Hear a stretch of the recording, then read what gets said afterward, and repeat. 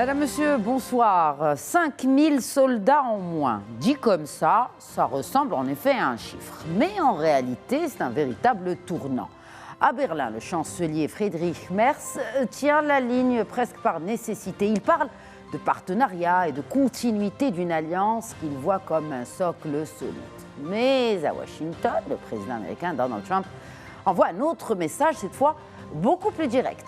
La présence américaine en Europe se redéfinit sur fond de négociations. Ce retrait depuis l'Allemagne ne tombe pas de nulle part. Il arrive après les désaccords et des tensions sur l'Iran d'un côté, et aussi après ces décisions unilatérales sur les tarifs douaniers qui ont déjà fragilisé la relation américano-européenne. Aujourd'hui, les tarifs américains sur les produits européens tournent autour de 15%. Du coup, les exportations européennes vers les États-Unis reculent de 10%. Peut-être un changement de logique. Nous verrons ça. Mais pendant des décennies, la sécurité européenne reposait sur une évidence où les États-Unis étaient là, massivement, durablement. Eh bien, aujourd'hui, cette présence devient plus conditionnelle et ça change tout.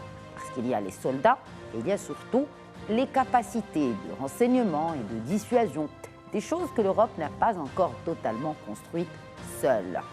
Les budgets individuels des différents pays se multiplient, certes, tout comme d'ailleurs les discours sur la souveraineté stratégique, mais sur le terrain, eh bien, cette transition prend du temps. Et pendant ce temps, Moscou observe et Pékin ajuste ses calculs. Washington veut prioriser et concentrer les ressources là où la compétition est la plus intense. Alors du coup, est-ce que cela signifie que la fin de l'OTAN approche? Quelle redéfinition potentielle de cette alliance transatlantique? Et enfin, quid de la future présence militaire américaine sur le vieux continent? Pour répondre à ces questions hautement stratégiques et en ne peut plus d'actualité, je reçois ce soir d'abord en plateau le colonel Hassan Saoud, expert en sécurité et en stratégie. Bonsoir, colonel Saoud. Bonsoir, madame. Bienvenue à vous sur ce plateau. Merci pour l'invitation. Merci à vous de l'accepter et merci aussi à mon autre invité d'accepter notre invitation. Il se joint à nous depuis Paris. Il s'agit du général François Chauvency, rédacteur en chef de la revue de défense de l'Union à l'Institut des hautes études de défense nationale en France. Bonsoir, très cher général Chauvency. Merci encore une fois d'être parmi nous. Bonsoir, madame. Alors, messieurs, nous allons commencer par les fondamentaux, et j'ai envie de dire les fondements, raison d'être et la composition de cette alliance transatlantique. Qu'avez-vous, colonel Saoud? Oui, on sortait de la Deuxième Guerre mondiale, et évidemment, avec l'Europe qui gagne une guerre avec le soutien des États-Unis, on crée une alliance, l'OTAN, en 1949. Partie avec une charte de protection mutuelle, etc. Et puis, il faut signaler que c'est une organisation politique avec un bras armé militaire. Parce qu'il y a beaucoup de gens qui font de la confusion, parce que c'est le politique qui décide. Bien, une autre date importante, j'y vais vite, c'est la création du pacte de Varsovie en 1955. Oui. C'est avec à peu près 8 pays, évidemment, pour cet équilibre stratégique Est-Ouest. Arrive 1991, et puis nous avons l'URSS qui a été démantelée, et par la suite, beaucoup de pays ont rejoint cette organisation atlantique. Beaucoup de pays européens. Européens. Oui, bien sûr. D'ailleurs, nous avons une carte dans ce sens de l'expansion de l'OTAN en Europe depuis cette date de naissance de cette alliance transatlantique. Il y a des membres fondateurs. Voilà. Qui sont en rouge foncé. En rouge, évidemment. Vous avez en couleur les adhésions depuis 1950 jusqu'à 1996. Vous voyez la couleur. Dont l'Allemagne. Absolument. Voilà. Et vous avez aussi les adhésions de 2023, 2024, évidemment, c'est les pays baltes, la Suède, la Finlande, etc. La Suède étant la dernière. Et donc, voilà un peu... Aujourd'hui, ils sont 32. Et avec la Suède et la Finlande, c'est 1300 km de côte. La mer Baltique est devenue une mer intérieure de l'OTAN. Oui. Et c'est ça, évidemment. Et nous avons 2 pays, la Géorgie et l'Ukraine, dans la salle d'attente, certainement illimitée. Et cette situation, évidemment, a créé les foudres du président Poutine, qui a évidemment reproché aux Européens en 2007, dans le Forum de la sécurité de Bonn, cette extension sans avis, et nous y sommes là. Et c'est peut-être ça qui a déclenché en 2022 l'agression et l'attaque de l'Ukraine. Donc voilà un peu le temps. Il est sous leadership, et évidemment américain. Il faut signaler que c'est important. La France, qui a quitté l'OTAN en 1966 sous le feu du général de Gaulle, oui. Il est revenu en 2007 sous Sarkozy et il a des missions quand même importantes militaires dans ce. Voilà un peu le topo de cette organisation. Alors, comment marche, vous avez parlé de ce leadership américain, comment marche cette organisation qui est, comme l'a rappelé le colonel Saoud, d'abord de nature politique, général Chevancy, avant d'être militaire, même si nous nous gardons finalement de l'OTAN que cette image d'organisation militaire. Alors, comment ça marche? Et surtout, sur cette question des budgets qui était aussi à l'origine d'un gros coup de gueule du président américain, déjà pendant son premier mandat. Oui, alors il faut bien rappeler que l'OTAN, en fait, c'était pour répondre à la menace soviétique et donc des communistes, qui avaient une volonté agressive affirmée. N'oublions pas que même jusqu'en 1956, avec la crise de Budapest et la répression à Budapest, les soviétiques ont mis la main sur l'Est de l'Europe. Et la réaction a été en Europe, à l'Ouest finalement, sous l'égide américaine, d'empêcher ces soviétiques finalement de grignoter l'ensemble de l'Europe, d'autant qu'il y avait des partis communistes dans chacun des pays capables de soutenir cette action militaire par des actions subversives. Maintenant, il est certain que le leadership américain était essentiel. Il a été essentiel, mais ça ne veut pas dire qu'il peut tout faire. Il y a quand même, pour engager les forces de l'OTAN, la nécessité que tout le monde ça se décide par consensus. Avant d'intervenir militairement, donc il faut qu'il n'y ait aucune opposition à cette intervention collective. Enfin, n'oublions pas non plus que cette alliance atlantique est une alliance défensive. Donc, quand vous regardez la charte, effectivement, de l'OTAN, il n'y a pas d'agression écrite dedans. On est là que pour se défendre avec ce fameux article 5, où quand l'un des États membres de l'OTAN est agressé, tous les autres doivent lui venir en aide, bien qu'on a vu à l'occasion du 11 septembre, par exemple, ce qui a été fait. L'OTAN européen a proposé aux Américains de venir les aider, mais les États-Unis ont décliné cette offre de durée d'intervention. Donc, on est dans cette situation-là aujourd'hui où, d'ailleurs, 32 États, c'est énorme. C'est un continent européen finalement uni pour une fois sur les questions de défense. Il n'y a pas de trous territoriaux par des États neutres, comme c'était le cas avec la Suède, la Finlande. Donc, on a un bloc. En fait, on a un bloc occidental qui s'est recréé. Et donc, à l'intérieur, le consensus politique est essentiel. Donc, c'est bien une alliance politico-militaire chargée d'assurer la défense, avec quand même une caractéristique. Vous avez 2 grands commandements. Vous avez un commandement de la transformation, qui est à Norfolk, aujourd'hui commandé par un amiral français, l'amiral Vendier. Et d'autre côté, vous avez le commandement opérationnel en Belgique à Mons par un général américain. Et ce général américain, il a été, un nouveau général américain a été affecté, il n'a pas été remplacé, il a succédé à un autre. Ça a été fait quand même sous Trump le 8 juin dernier, le 8 juin 2025. Donc après, on revient à votre question sur finalement ces Américains et Trump surtout qui dit on s'en va, on revient, si vous ne payez pas assez, on ne vous aidera pas. C'est ce qu'on entend maintenant depuis un an, et même d'ailleurs pendant le premier mandat de Donald Trump.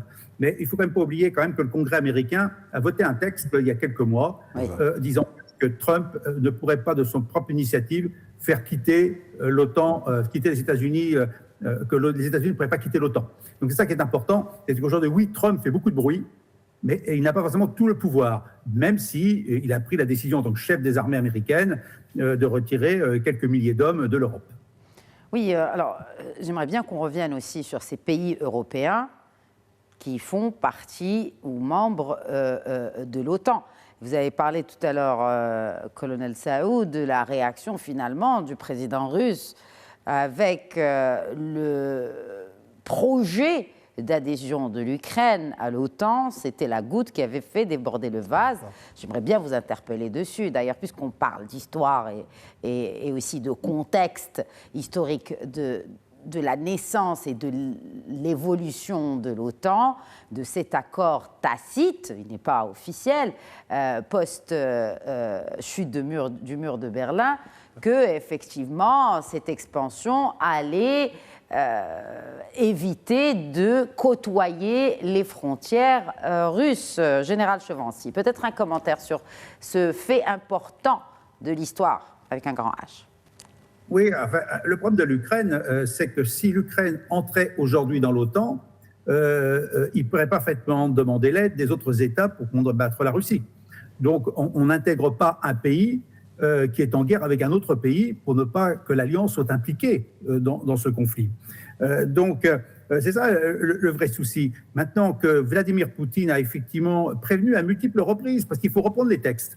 Effectivement, on parlait de grande histoire, ou l'histoire avec un grand H. En 2007, il avertit l'OTAN qu'il n'est pas question que l'Ukraine rejoigne un jour l'OTAN. C'est idem pour la Géorgie, d'ailleurs. Hein. Oui. En 2000, vous avez le sommet de Bucarest. Et le communiqué final dit l'Ukraine et la Géorgie pourraient un jour rejoindre l'OTAN. C'est écrit. C'est l'article, je ne sais plus, 18 et quelques du communiqué de presse. Donc c'est public. Alors qu'est-ce qu'a fait Vladimir Poutine ? Eh bien, 4 à 5 mois après, il envahissait la Géorgie pour commencer. Donc Poutine a toujours averti qu'il y a des choses qu'il ne fallait pas faire et qu'il ne laisserait pas passer. Il avait sa ligne rouge. Personne ne l'a pris au sérieux. Le problème, c'est que on ne l'a pas pris au sérieux. Parce qu'il y avait un accord, en fait. Il y avait cet accord, Général Chevancy, que, effectivement, les frontières de la Russie allaient être épargnées par la présence occidentale, enfin militaire en l'occurrence. Tout à fait, vous avez raison. Mais après, c'est plus dans la mise en œuvre. Mais dès lors que vous acceptez, que vous mettez dans un communiqué de presse qui est quand même le communiqué final des chefs d'État de l'OTAN, que l'Ukraine et la Géorgie sont susceptibles de rentrer dans l'OTAN interne, donc de rapprocher finalement le bloc occidental des frontières russes, vous posez un problème, sachant que la Russie a quand même une mentalité de citadelle assiégée et qu'elle n'accepte pas, elle l'a dit d'ailleurs, hein, que l'OTAN, qui est devenue finalement peut-être un épouvantail, parce que c'est pas, je vous l'ai dit, c'est pas une alliance agressive, mais c'est un épouvantail pour la Russie, qui permet d'ailleurs de justifier du côté russe une politique, je dirais, impérialiste en quelque sorte, avec cette invasion de l'Ukraine. C'est aussi une manière de mobiliser les Russes, la population russe, contre une menace extérieure. Voilà, donc on a quand même, je pense qu'on a fait des erreurs. Alors la France avait dit nous ne sommes pas d'accord, mais c'est pas écrit comme ça. Donc il n'y reste que le communiqué qui le dit. Donc oui. On ne peut ne pas donner qu'il y a eu un conflit en 2022, sachant que ça faisait suite aussi à une annonce encore que l'Ukraine voudrait rejoindre l'OTAN. L'OTAN et probablement aussi l'Union européenne. Mais revenons au fait marquant de ce week-end, c'est cette annonce. On va dire que ce ne sont pas les annonces qui manquent avec le président américain. Elles sont, je ne dirais pas quasi quotidiennes, mais presque chaque heure. Mais en tout cas, cette annonce du retrait de 5000 soldats. Avant d'analyser cette décision américaine, j'aimerais bien avoir un retour de cloche avec vous, Général Chevancy. Comment se sont réveillées aujourd'hui les capitales européennes après cette annonce du président américain ? Alors, quand on regarde les communiqués officiels, le secrétaire général de l'OTAN a dit bon, très bien, on prend acte. Bon, un certain nombre d'États ont dit oui, on s'y attendait. C'est vrai qu'à force d'avoir des menaces données par Donald Trump, on finit par s'y habituer. Et finalement, un jour, ça se réalise. Maintenant, entre la décision, je dirais, politique de retrait et l'effet militaire, en fait, l'effet militaire est faible. En Europe, aujourd'hui, vous avez, avec ce qui se passe en Ukraine, des forces américaines déployées à l'Est, vous avez 80 000 hommes. Ensuite, sur l'ensemble de l'Europe quand même. Hein.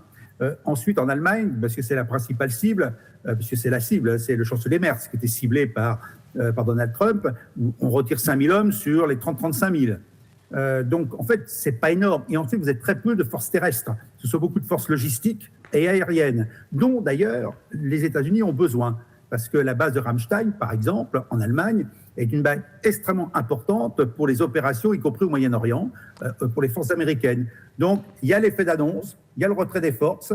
Alors, je n'ai pas réussi à trouver d'où partaient ces forces et si elles n'allaient pas se redéployer ailleurs. Oui. Car il y a déjà eu cette affaire-là.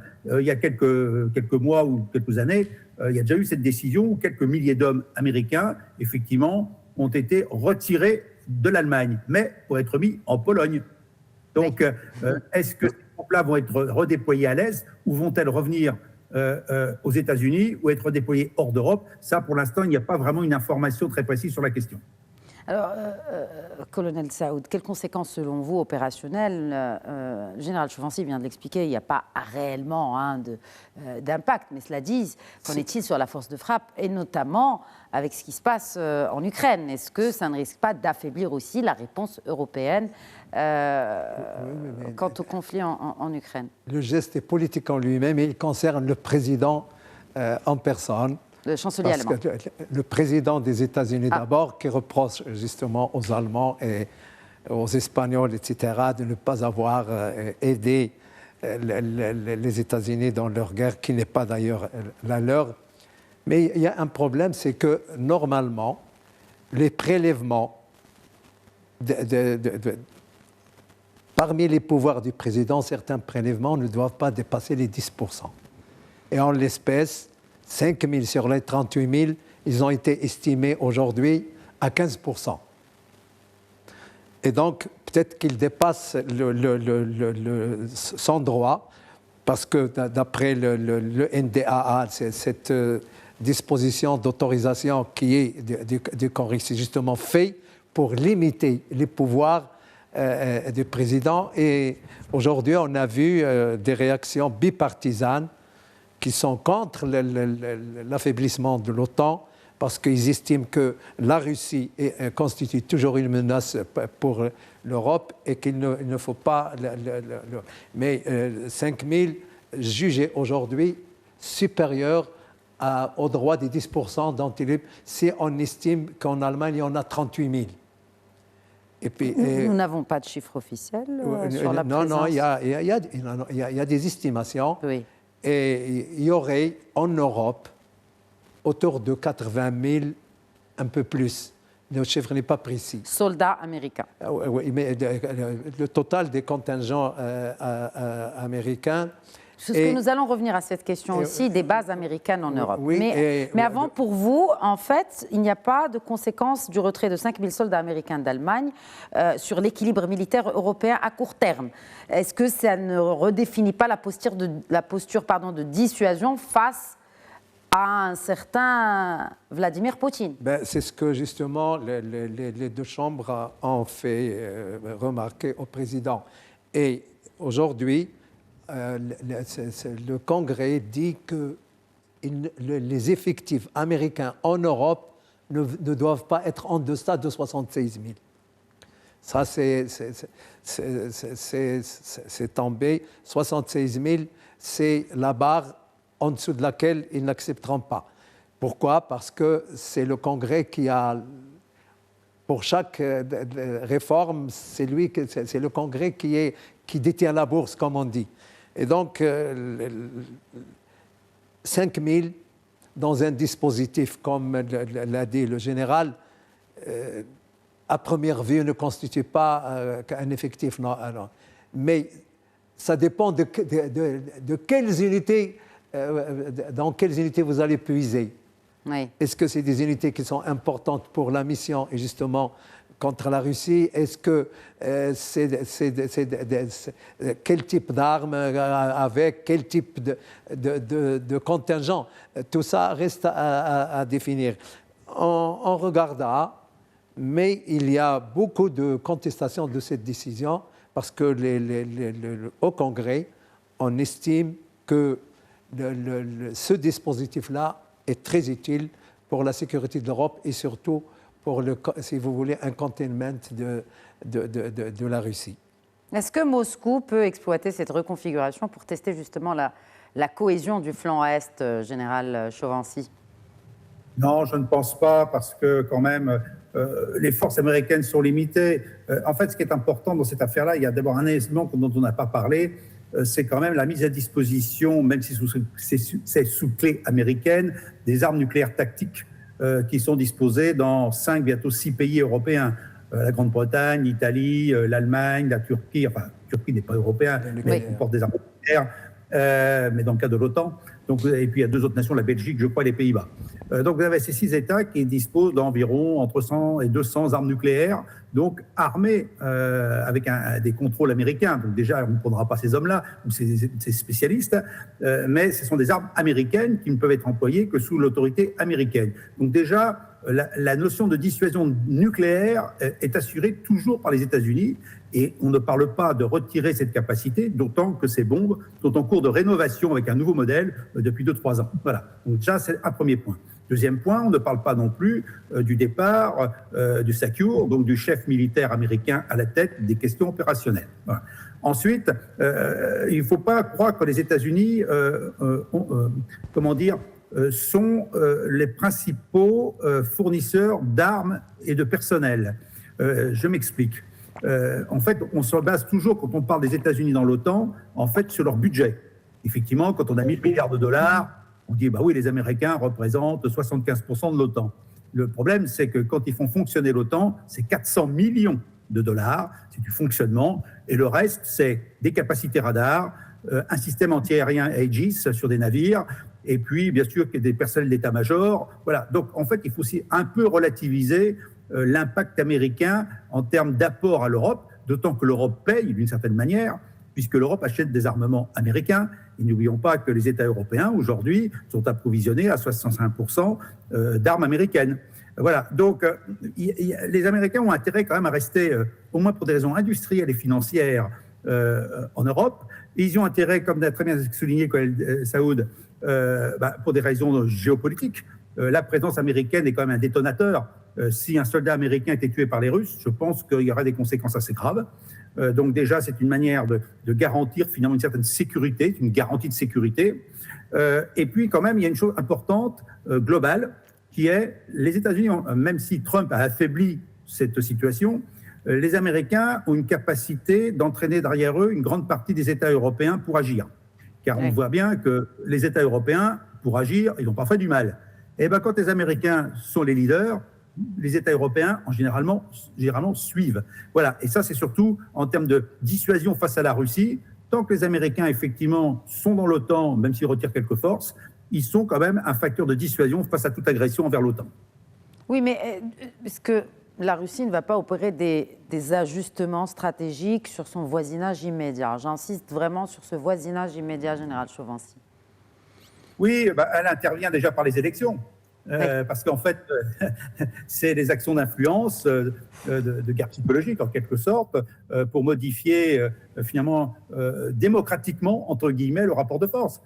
Plus vous faites passer des gouvernements pro-russes au sein de l'Union européenne, et surtout quand ils sont aussi membres de l'OTAN, plus vous affaiblissez à la fois l'Union européenne et l'OTAN.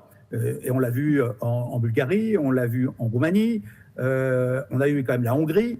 Tous ce sont des sujets, effectivement, avec la question est-ce que nous sommes armés pour lutter contre les ingérences étrangères et à quel moment l'ingérence étrangère est réelle? Parce qu'après tout, nous sommes en démocratie. Théoriquement, chacun vote comme il entend. Donc, on peut être influencé, mais on a quand même une liberté de conscience personnelle pour dire oui ou non, je vote pour tel ou un tel. Voilà.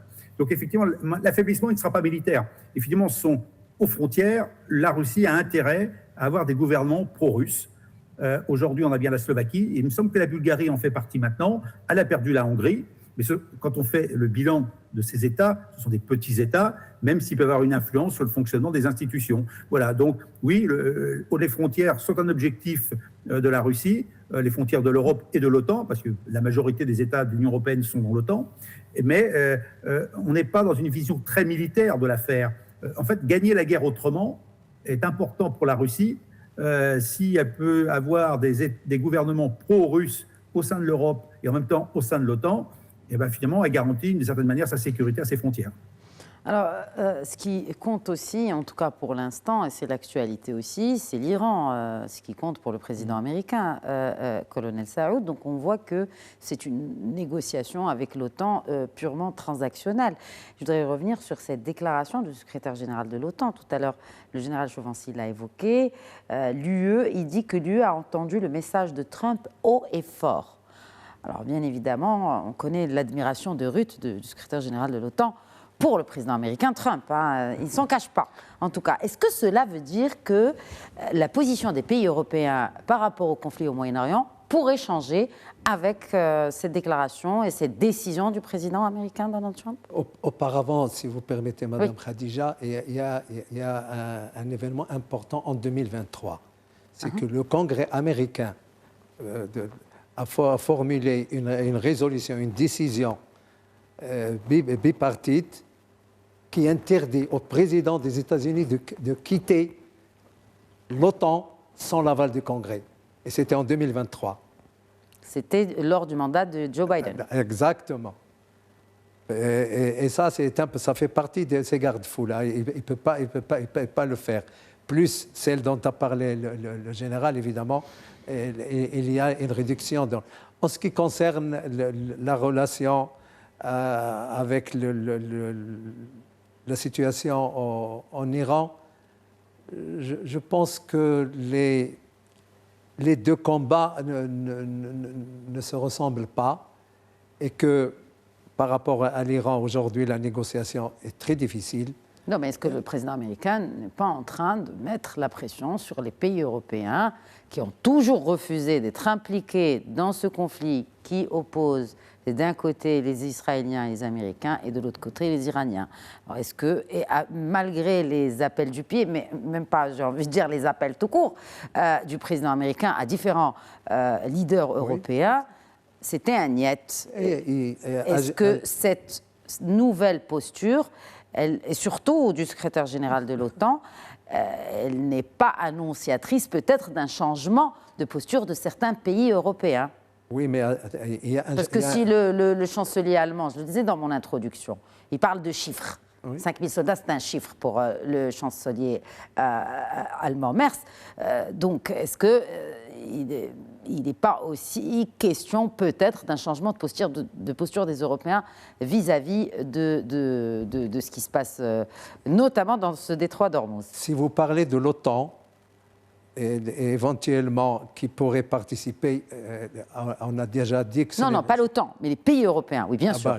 Tant l'article 5, bien évidemment, oui, si un pays membre de l'OTAN n'est pas attaqué, l'OTAN ne va pas répondre et réagir. Et surtout que c'est basé sur le consensus. Il n'y a pas de pourcentage, c'est le consensus au niveau de l'OTAN. 100%. C'est du 100%. Et il n'y aura pas de 100%. Donc je pense que... D'abord, sur un plan opérationnel, comment on peut coordonner tout ça avec les Américains et les Européens? Ils ont dit que ce n'est pas notre guerre. Oui. Et c'est à cause de ça qu'il y a eu tous ces éléments de langage un peu virulents à l'égard de tout le monde, y compris envers l'Italie, qui était pourtant... la Première ministre a été quand même... une dame qui était avec le président en bons termes. Et donc, c'est une réaction épidermique qui, de mon point de vue, n'est pas pour résoudre ce problème. Le problème est situé ailleurs qu'en Europe. Oui. Et donc, je pense qu'ils ont raison de s'abstenir parce qu'on va ajouter le chaos au désordre et ce n'est pas pour faire cesser une guerre. Il y a des consultations, il y a des négociations, même si c'est compliqué. On verra aujourd'hui la décision du président américain d'ouvrir le détroit et d'escorter des... On attend ce que ça donne. Chose que les Européens ont toujours refusé. Je dis encore, je précise, je redis encore une fois, ce n'est pas l'OTAN que le président américain avait sollicité. Oui, il avait sollicité les pays européens membres de l'OTAN. Absolument. Et il était étonné d'avoir reçu un refus, alors que ces pays n'ont pas été peut-être consultés avant le démarrage de cette guerre en Iran. C'est vrai, ils n'ont pas été consultés, beaucoup l'ont fait savoir. Et puis ils ont dit, ce n'est pas notre guerre. Oui. Alors, peut-être revoir aussi cette présence américaine en Europe, colonel Saoud. On sait que les Américains disposent de plusieurs bases militaires, comme on peut le voir sur cette carte, beaucoup d'ailleurs en Allemagne. Est-ce que cela veut dire aussi que peut-être les Américains pourraient penser à redéployer ces forces ailleurs, selon leur stratégie de défense nationale, notamment celle qui a été annoncée en janvier? Alors, encore une fois, il ne peut pas le faire unilatéralement. Oui. Ce n'est pas possible. Et vous savez, les Américains, c'est 700 bases à l'international. Ils sont partout et c'est un budget énorme. On voit en Espagne, d'ailleurs, c'est de ces bases-là dont les avions ont été interdits de voler pour aller attaquer l'Iran. Il y a ces bases en Italie, en Turquie également, oui. Le général a parlé évidemment du nucléaire, il a donné ses positions, mais ces bases en Europe, j'exclus la Turquie. Otanienne également, mais ce n'est pas dans l'Europe. Mais il y en a partout, avec évidemment le projet américain qui sont en train d'aménager une base importante en Roumanie, plus grande que celle de Ramstein, et ils y mettent beaucoup d'argent. Stratégiquement, c'est important. Mais diminuer les effectifs, je pense que c'est un geste qui s'il continue, je pense que le Congrès refuserait parce qu'il y a, dans les deux partis, il y a beaucoup qui sont contre.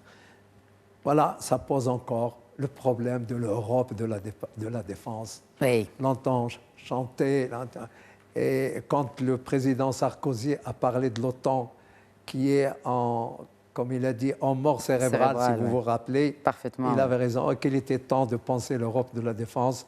Ils en ont les moyens, mais la situation... Il est nécessaire que l'Europe ait son autonomie stratégique. Ça prend du temps.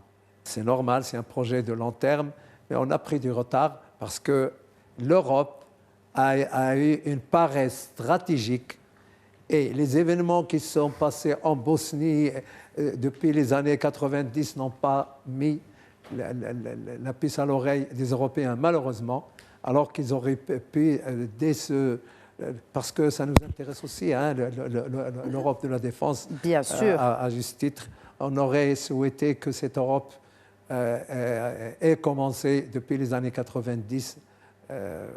On serait dans des étapes plus avancées. Je ne sais pas ce que le général Chauvency en pense. Justement, j'allais l'interpeller sur... C'est une question centrale, de toute façon. Je pense que c'est la question... Le nœud de cette question, c'est cette architecture de défense européenne. Est-ce qu'elle peut réellement émerger? Si oui, comment elle peut réellement émerger dans un délai qui est compatible avec les risques actuels, général Chauvency? Je dirais que tout le retard qui a été accumulé depuis plus de 50 ans ne s'attrapera pas, comme l'a dit Colonel Saoud, rapidement. Parce qu'il ne s'agit pas uniquement de construire une Europe de la défense capable de masser des troupes à la frontière, parce qu'il faut parler des choses clairement, ce n'est pas uniquement des textes avec des personnes qui vont parler de la défense sans jamais la mettre en œuvre. Donc c'est cela. Ensuite, il faut de l'argent. Quand on voit le budget de la défense, les budgets de la défense et les hausses qu'elles ont subies, on voit bien que l'effort est fait, avec quand même des disparités en fonction des économies, par exemple entre la France et l'Allemagne, ce qui est quand même pas inintéressant. Je crois qu'on est à plus de 400 milliards aujourd'hui d'euros en termes de défense au niveau des États européens, alors qu'on était à 290, 300 il y a encore 4 ans ou 3 ans. Voilà, donc il y a un effort vrai parce que les Européens ont peur. Ils ont peur de deux choses. Un, de l'agression russe, c'est-à-dire si on n'est pas capable de défendre les frontières de l'Est, les Russes pourraient être tentés d'aller plus loin, simplement parce que c'est le discours qui est tenu par les chefs politiques et les chefs militaires depuis plus d'1 an et demi au sein de l'OTAN. Donc il y a déjà une adéquation au discours. Donc ça, effectivement, il y a cette crise-là. Et puis le départ des Américains, dont on a beaucoup parlé depuis quelques instants, oui, les Américains sont un facteur d'agrégation de l'esprit de défense au niveau européen, même s'ils sont des Américains. Donc cette situation fait que la vulnérabilité européenne est constatée, elle était connue, mais beaucoup en Europe s'en fichaient un petit peu, ils avaient d'autres préoccupations, ils disent, les Américains, ils seront toujours là. Bon, bah, les Américains disent, non, on ne sera pas toujours là et on ne répondra pas forcément à vos appels à l'aide. Trump a été assez clair il y a quelques années, c'était lors de son premier mandat, hein, et je crois qu'il l'a répété lors de son second, me semble-t-il. Donc on est bien dans une situation où l'autonomie stratégique, je dirais même plus presque l'indépendance stratégique, mais c'est un grand bond en avant, devient nécessaire pour que les Européens assument le prix de leur sécurité, ce qu'ils n'ont pas voulu faire pendant des années, s'appuyant sur les Américains. On pourrait presque dire merci, M. Trump, parce que s'il n'y avait pas eu M. Trump, on continuerait comme avant, et peut-être que les Russes seraient à Berlin ou peut-être à Paris dans quelques années. Donc on est bien dans une situation où Trump nous oblige à prendre nos responsabilités qui n'avaient pas été prises, et ces responsabilités vont dans le temps se construire avec des budgets, oui, mais il va falloir aussi renforcer les effectifs. Les Allemands ont des ambitions en termes de réaffectation d'effectifs, en horizon de 10 ou 15 000 hommes. La France aussi pour 2035, et on a un problème démographique. Oui. On a un problème aussi d'adhésion à la guerre, en quelque sorte, hein, la guerre nécessaire. Nos sociétés sont complètement démilitarisées dans leur esprit. Donc, les conditions militaires, de vie militaire, sont aussi importantes. On le voit bien avec nos jeunes, hein, par exemple en France, je pense que dans d'autres pays, essayer de supprimer Internet en opération, vous allez voir presque une révolte, hein, alors que nos anciens ne se posaient pas ce genre de questions. Ils pouvaient partir des semaines et des semaines sans contact avec la métropole. Voilà, donc on est bien dans un changement de mentalité. Et puis, il y a l'industrie de défense. Et l'industrie de défense, c'est le plus long. Il faut recréer des lignes de production, recréer une industrie de défense qui ne soit pas trop concurrentielle intra-européenne, et surtout donc acheter moins américain pour vraiment avoir cette autonomie stratégique, comme pas aujourd'hui. Mais qui pour remplacer les États-Unis d'Amérique dans l'industrie de l'armement? Est-ce qu'il y a un positionnement de la Chine? On n'a pas parlé de Pékin, on a parlé de Moscou, mais pas de Pékin. On ne peut pas quand même passer sans évoquer cette... Bon, bien sûr, il y a cette dualité, il y a cette rivalité même sino-américaine, il y a cette dualité entre Moscou et Pékin, mais on voit que Pékin aussi est en train d'avancer ses pions sur l'échiquier militaire, en l'occurrence équipementier. Colonel Saoud. On a parlé tous les deux d'autonomie stratégique. L'autonomie stratégique pour l'Europe, vous savez combien de pays qui ont acheté des F-35 dont ils ne sont pas sûrs de pouvoir faire marcher sans l'autorisation des États-Unis. J'abonde dans l'idée du général Chauvency. Consommer d'abord européen. La France a consommé européen. Oui, mais il faut recréer les lignes de production, comme on vient de l'entendre. Oui, mais... Est-ce qu'il faut une guerre pour recréer les lignes de production rapidement, comme ce fut le cas dans... c'est ce qui a fait c'est ce qui a fait aussi la grandeur de l'industrie allemande. C'est venu de la Deuxième Guerre mondiale. Oui, bien sûr. Elle est sur le bon chemin aussi aujourd'hui, avec le budget. Vous savez, on prépare la guerre pour ne pas avoir à la faire. Oui. Et aujourd'hui, avec toutes ces contingences des événements et puis l'ordre mondial qui est en train de basculer, il faut se préparer. Et l'Europe a pris du retard, comme le général l'a dit. Il est temps de consommer européen par les armées européennes. Oui, mais est-ce que c'est compétitif? Est-ce que... bon, vous me direz... Dans le domaine de l'aviation, je pense que les Français, les Anglais, et peut-être encore que les Allemands, dans un proche avenir, pourront quand même produire, et l'aviation est quand même stratégique pour l'Europe. Et il est temps de s'y prendre. Non, mais c'est la vérité. C'est un continent riche. Alors on va vraiment parler concrètement. Quels sont les investissements industriels prioritaires pour réduire ces dépendances militaires et technologiques? Parlons peu, parlons bien. C'est les bases industrielles et technologiques. C'est ça, et ça existe. En France, il y a de la production. L'Allemagne a été un peu en retard. En Angleterre, il y en a. Peut-être que le général connaît encore des pays qui ont une base industrielle et technologique importante dans l'artillerie, et il y en a.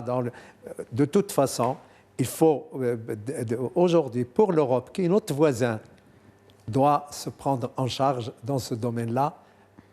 Malgré la crise, l'Europe est quand même le continent le plus opulent, le plus riche sur la planète.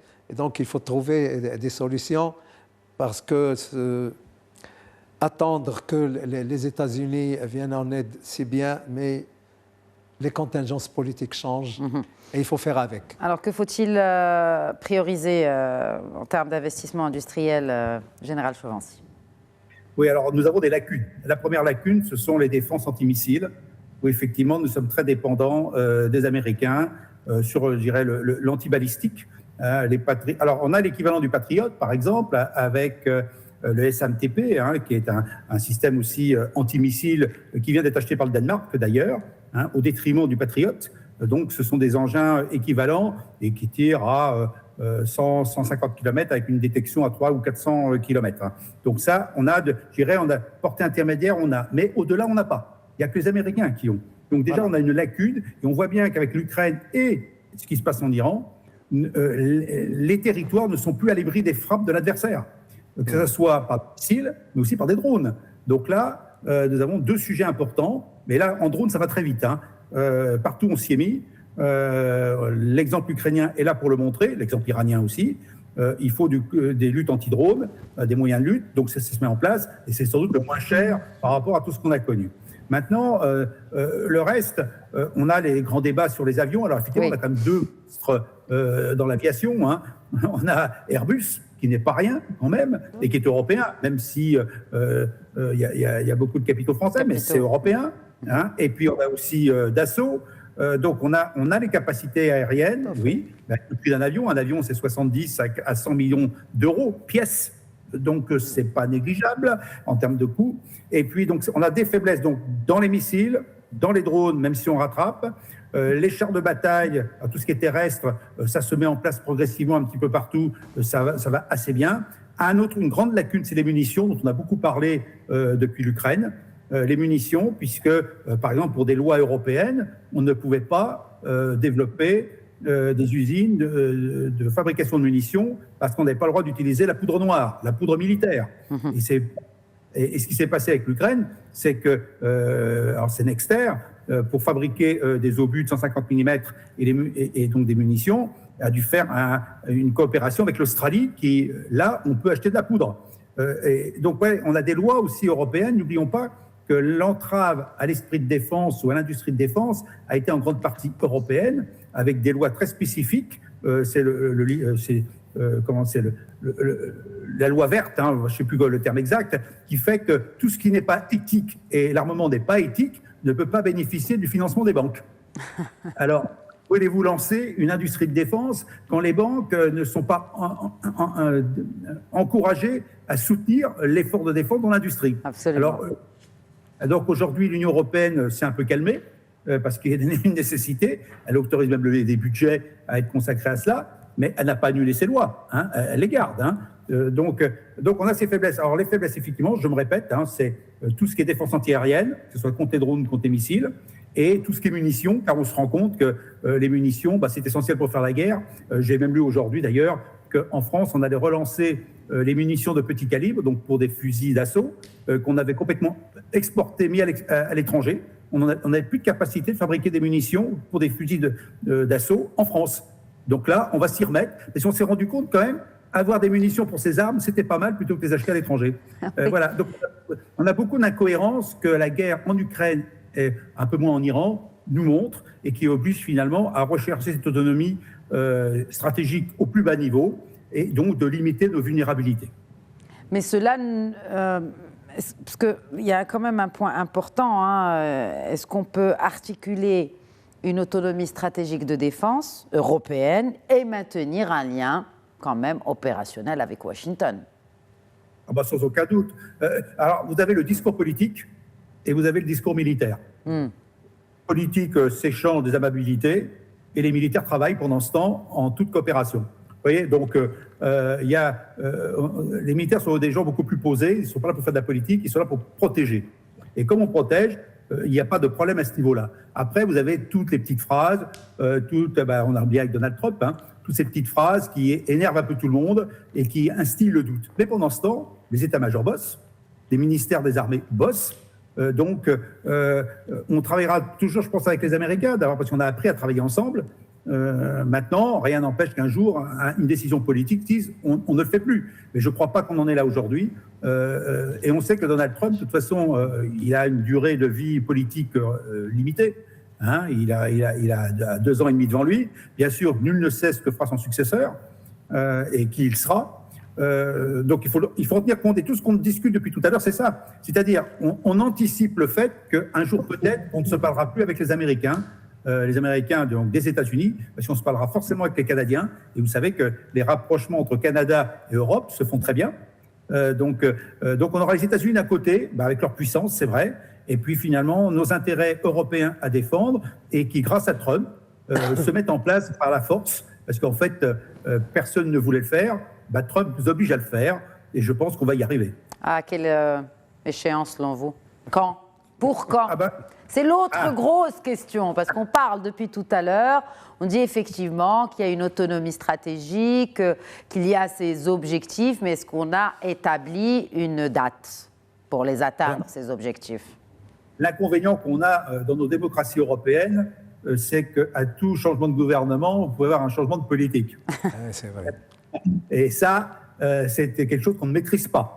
Donc, je dirais que presque les questions de défense et de sécurité, ce qui était très bien en France avec la Ve République, où il y avait une continuité depuis Charles de Gaulle, c'est qu'il y avait toujours ce fil rouge où finalement la défense du pays dépassait les clivages politiques. Voilà. Oui. Donc, tant qu'on a l'esprit collectif de défendre son pays, et là l'Europe, bon, logiquement, ça doit pouvoir se faire. Alors, le calendrier. Alors, remarquons quand même que depuis la guerre en Ukraine, beaucoup de choses ont changé. Aujourd'hui, qui aurait pu penser qu'on mette tant d'argent dans la défense? Donc l'argent, il arrive. Et quand vous avez déjà de l'argent, malgré les crises économiques, vous faites beaucoup de choses. C'est aussi le retour, finalement, de l'idée que la guerre est possible. Déjà, quand vous avez intégré cette idée que la guerre est possible, et comme le disait le colonel Saoud tout à l'heure, si on se prépare à faire la guerre, c'est pour ne pas avoir l'affaire, c'est-à-dire pour montrer à l'adversaire potentiel que s'il vient nous trouver, il va nous trouver. Et bien pour le faire, il faut qu'on ait des moyens. Donc c'est ce qu'on est en train de faire. Alors là, je dirais que depuis 2 ans que les États ont compris que les États-Unis pourraient partir un jour, que la guerre était à leur porte, qu'il fallait faire quelque chose. Déjà, on a beaucoup avancé. Maintenant, le délai, vous avez une date qui a été donnée par les chefs d'état-major et même les chefs politiques depuis 2 ans. On doit être prêt pour 2030. C'est c'est discours politique, mais pour 2030, on doit être capable d'assurer notre sécurité. Pas complètement, sans aucun doute, mais regardez même la France. La France a, depuis 1 an, un peu changé dans l'armée de terre sa vision des choses. On était prêt pour avoir une division blindée, on n'en avait plus des divisions blindées, en avoir une prête à intervenir en 2027, c'est-à-dire intervenir à 12-15 000 hommes entièrement équipés en 30 jours, ce qui était impensable il y a 5 ans. Et partout dans tous les pays européens, ce genre de projet se met en place. On veut pouvoir intervenir vite, loin, fort et avec tous les moyens, munitions et autres défenses nécessaires. Un commentaire, colonel Saïd? Oui, je suis d'accord. En attendant, l'Alliance est indispensable aujourd'hui.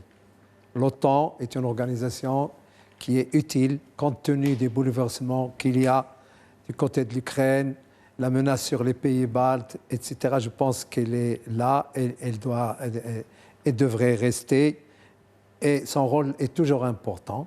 Et vous voyez aussi dans un futur un peu moins proche les Américains faire cavalier seul, les Européens avec les Canadiens et peut-être d'autres pays, que sais-je? Ou c'est juste cette ère Trump qui présage ce scénario? Le général Chauvency l'a dit, les alternances politiques changent et on change avec. Je pense que les Américains ont intérêt à ce que l'OTAN reste en Europe. Ils ne vont pas changer. Nous sommes dans des joutes verbales et dans des gesticulations inutiles, mais l'OTAN en Europe est aussi utile pour les Américains. Est-ce que ce qui est utile pour les Américains dans leur rivalité avec la Chine, c'est de déplacer le centre de gravité stratégique hors de l'Europe? L'OTAN hors de l'Europe. Non, je ne parle pas de l'OTAN, mais je pense pour eux, pour le centre de gravité stratégique pour les Américains aujourd'hui, est-ce qu'il est en Europe ou il est ailleurs? Oui, bon. Sans pointer l'Indo-Pacifique, mais bon. Ben, pour Trump... Ou peut-être l'Atlantique Sud, que sais-je? Oui, mais plutôt l'Indo-Pacifique. Oui. L'Indo-Pacifique, le problème de Taïwan, avec la Chine, etc. On attend peut-être une réunion entre les deux chefs d'État qui est programmée peut-être à la fin du mois de mai. On attendra. Mais c'est un enjeu stratégique important pour les États-Unis. L'Afrique, il y a une tendance aux États-Unis pour le retour en Afrique, et ça, c'est important. Comment? Donc, les enjeux, oui, dans le cadre de la lutte contre le terrorisme. Il y a le Maroc aussi, un allié majeur, non membre, bien sûr, de l'OTAN. Nous sommes un partenaire majeur. Qui reste un partenaire. Voilà, exactement. Et puis, avec les États-Unis aujourd'hui, on a un échéancier de 10 ans. Et donc, parce qu'on est un point d'ancrage vers l'Afrique, et c'est important pour la stabilisation, la lutte antiterroriste, la lutte contre la piraterie et tous les enjeux de l'Afrique, ces enjeux qui pénalisent tout le développement de l'Afrique, malheureusement. Quel rôle pour les puissances intermédiaires comme le Maroc, Général Chauvency, dans cette recomposition du système international de défense? Je dirais peut-être qu'on voit une redistribution des puissances.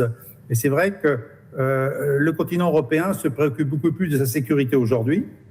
Et moi, il n'est pas complètement idiot de penser que l'Afrique doit régler ses propres problèmes de sécurité. Et je sais que le Maroc joue un rôle important en Afrique aujourd'hui, même s'il n'y a pas que le Maroc comme État important. Dans le sud de l'Afrique, il y a aussi des États qui ont une certaine puissance.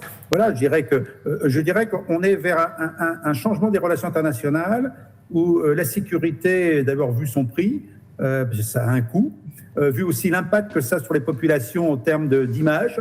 Eh bien, je crois qu'on doit retrouver une régionalisation de la sécurité par les États qui font partie des continents, qui connaissent bien leur continent et qui soient capables d'intervenir dans telle ou telle situation. Parce que d'abord, on a été habitué à ce que les Américains interviennent partout. C'était les gendarmes du monde, ce qu'ils ne veulent plus faire de toute façon. Maintenant, c'est les gendarmes d'eux-mêmes.